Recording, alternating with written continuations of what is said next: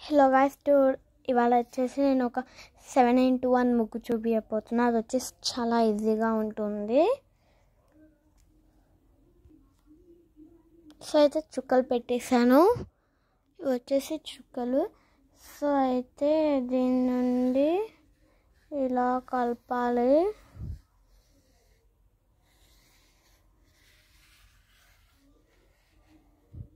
So కలిపేస్తా.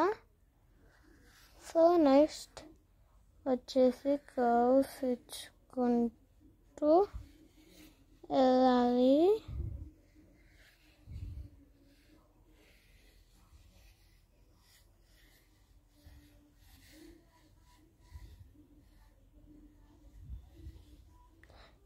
So ఇది వచ్చేసి 7:1 ముగ్గు అన్నమాట.